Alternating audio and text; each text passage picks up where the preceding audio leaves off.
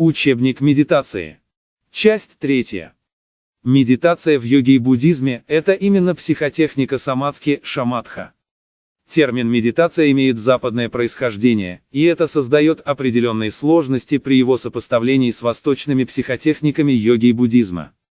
В сутрах более или менее первоначальной версии, согласно исследованию Андрея Григорьевича Сафронова, йога-сутр, Патанджали предлагает единственный способ достижения йога-реализации, и ключевым его этапом является практика самадхи.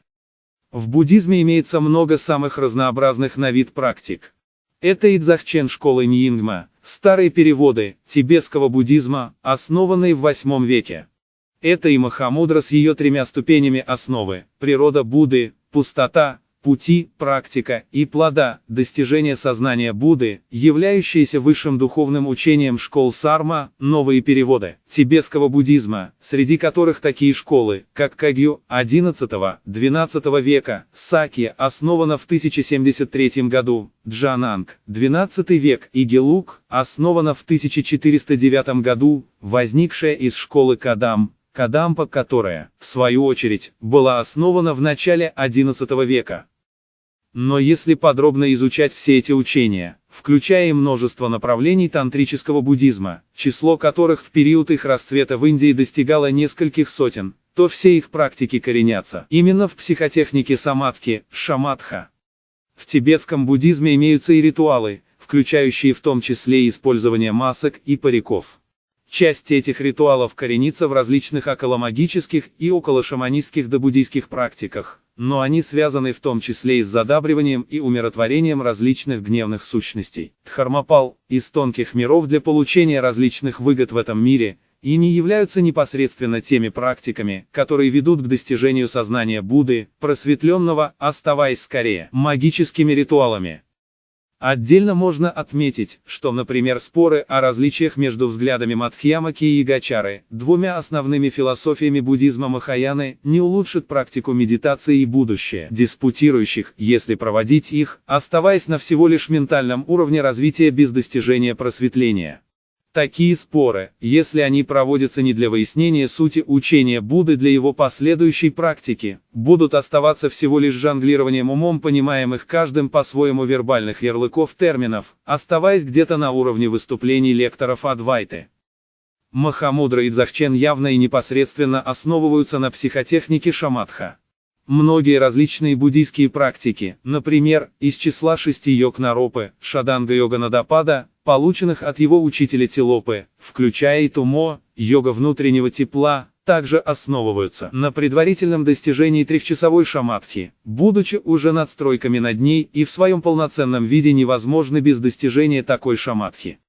Таким образом, многие психотехники и психопрактики йоги и буддизма либо являются необязательными предварительными и вспомогательными упражнениями для практики собственно самадхи, шаматхи, либо надстройками над этой ключевой психотехникой.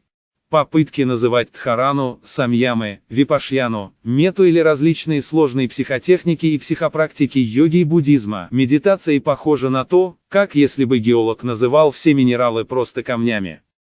Буддийские психотехники медитации взяты из индийской йоги, о чем неоднократно заявляли, например, и лидер тибетского буддизма Далай-лама XIV, и премьер-министр правительства Тибета в изгнании, Самдхон Ринпоче V. Кроме того, понимание сути этих психотехник было частично искажено и утрачено в тех или иных школах и направлениях как буддизма, так и индуистской йоги, и потому сравнительный анализ предписаний, например, буддийской випашьяны и йоговских самьям, все-таки дошедших до наших дней, пусть и искаженно понимаемых многими, очень помогает в прояснении сути этих психотехник. Также лучшему пониманию сути психотехник йоги и буддизма помогают и достижения нейрофизиологии, науки, исследующей мозг, в том числе и в состоянии медитации, посредством ЭЭГ, ФМРТ и других методов. Сопоставление индуистской раджа-йоги, буддийской медитации и результатов научных исследований состояний медитации нейрофизиологами позволяет наилучшим образом провести сравнительный анализ психотехник медитации для выяснения их сути в контексте поиска наиболее достоверного и эффективного пути практики учений Патанджали и Будды. И в индийской йоге, и в буддизме объект приложения усилий при практике их учений один и тот же, и это человеческий ум. Кроме того, у обоих этих учений одинаковая технологическая задача – многочасовое пребывание в состоянии самадхи. В индийской йоге это йоговская самадхи, а в буддизме – самадхи шамадха с более подробно расписанными 8-9 последовательными дхьянами, джханами. Такая однообразность подразумевает неизбежную однотипность инструментария, то есть одинаковую суть используемых психотехник, потому что анатомия и тела, и сознание человека, она и в Африке та же самая анатомия и тела, и сознание. Эта анатомия тела и сознания частично описана в буддизме в виде концепции трикая, а в индуизме – в виде концепции панчи-коша. Именно йоговская самадхи является последней 8-й ступенью. Смотри видео, обзор 8 частей практики йога-сутр в виде ступеней, 8-частной йоги Патанджали. Именно буддийская медитация самадхи, шамадха, с ее 8-9 дхьянами ступенями, соответствует последней 8-й ступени буддийского благородного восьмеричного пути правильной самадхи, самьяк-самадхи. Таким образом, психотехника йоговского самадхи йога-сутр и буддийского самьяк-самадхи, буддийской шамадхи является тем, что должно называться собственно медитацией в том обобщенном смысле, который в нее вкладывают на Западе, психотехника, вызывающая ускоренное трансформирующее развитие сознания. Практика медитации самадхи шамадха – это и есть ключевая и наиболее эффективная психотехника саморазвития в йоге и буддизме.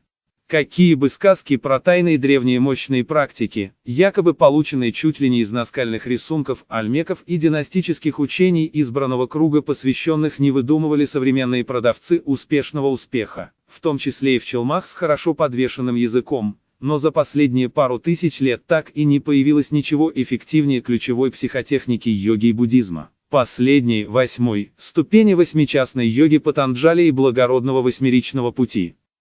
Если понимать под медитацией именно восточную психотехнику ускоренного развития сознания вплоть до достижения сверхсознания, то этому термину соответствует именно психотехника йоговского самадхи, буддийской шамадхи. Другими словами, практика медитации – это именно тренировка психотехники самадхи, шамадха. Конечно, представления о том, что же такое медитация на самом деле, оказались в значительной степени искаженными из-за тех отдельных востоковедов, буддологов, индологов, йога-тичеров и прочих теоретиков медитации, которые не озаботились подробным изучением сути медитации самадхи, шамадха, и уж тем более ее надлежащей практикой в том достоверном виде, который был преподан Патанджали и в палийском каноне. В результате искаженные представления первых западных востоковедов сформировали традицию ошибочного восприятия сути психотехник йоги и буддизма на Западе. В западном востоковедении еще с самого его появления продвигаются домыслы и искаженные представления о сути той психотехники ускоренного саморазвития, которую практиковали на Востоке тысячи лет. Эти искажения начались еще с ошибочного выбора латинской лексемы медитатия, размышления для обозначения санскритского термина самадхи в санскритско-английских словарях XIX века. Следует отметить, что ни в йоговском, ни в буддийском самадхи нет и не может быть никаких мыслей. Один из характерных примеров формирования искаженных представлений о сути медитации на Западе – трактовка буддийского термина самьяк-самадхи как абсолютной ментальной комы, Блаватской в ее теософском словаре. Еще один пример ошибочных представлений о сути медитации с самого начала появления востоковедения на Западе – трактовка дхьяны в том числе и как мысль, бесчувственность и тупость в санскритско-английском словаре Монье Вильямса, не говоря уже об использовании там же собственно английского термина meditation, происходящего от латинской лексемы, означающей размышление. Эти и другие примеры подробнее рассмотрены в видео «Лингвистический обзор термина медитация». Помимо всего этого, представления о сути медитации и йоги были дополнительно искажены за последние полвека под воздействием йогабиза и нью-эйджа. Термин медитация вульгаризировали в том числе и до уровня абстрактного расслабления под приятную музыку с голосовыми установками диктора в так называемых направляемых медитациях, guided meditations. В таком приятном пассивном отдыхе нет ни собранности ума, ни безмыслия, которые обязательны в подлинной медитации самадхи, шамадха. Даже всего лишь восприятие семантической информации, слов диктора, это также нарушение обязательного для медитации требования читтаврити-ниродха, обуздание волнений на зеркале ума. Само собой, что такое расслабление под музыку и слова диктора с проваливанием в никуда, утопание ума в буддизме, в принципе не может обеспечивать тех результатов медитации, самадхи, о которых говорили Патанджали и Будда. Термин «йога», который последние несколько тысяч лет воспринимался на территории Индостана именно как читаврити-ниродха, за последние полвека на Западе вульгаризировали до уровня гимнастической физкультуры нынешнего йогабиза, в котором практически не осталось места для практики йоговского самадхи, не говоря уже о необходимых качестве, продолжительности и регулярности такой практики. Если кто-то не согласен с этим утверждением, то приведите в комментарии пример каких-либо курсов йоги, на которых практиковалась групповая медитация самадхи без единой мысли и с надлежащей собранностью ума в течение хотя бы 1 часа. Конечно, и расслабление под приятную музыку с убаюкивающими фразами диктора, и умеренные физические нагрузки пастуральной гимнастики, выдаваемой за якобы ту самую древнюю йогу, находят своих клиентов и даже приносят им ту или иную пользу, отдых и умеренный мышечный тонус соответственно, правда, не имеющую отношения к результатам психотехник йоги и буддизма. Но такая подмена понятий приводит к размытию и искажению представлений о собственно восточных психотехниках из-за маркетинговой подтасовки, когда, например, банальную физкультуру асан, сформировавшуюся в основном в 1920-30-е годы из упражнений индийской борьбы и западного культуризма, на волне популярности калистенических асан у индийцев в контексте национально-освободительного движения, подобно капоэйре у бразильцев, называют якобы той самой мистической восточной йогой ради завлечения клиентов. Кстати, гимнастический комплекс Сурья-Намаскар был придуман Раджой Баласахибом в 1928 году, он не возник в глубокой древности и не описан в Ведах. Позже на основе этого гимнастического комплекса Патабхи Джойсом, под влиянием Кришнамачарьи, были придуманы более сложные комплексы гимнастических упражнений, которые он назвал Аштанга-виньяса-йога.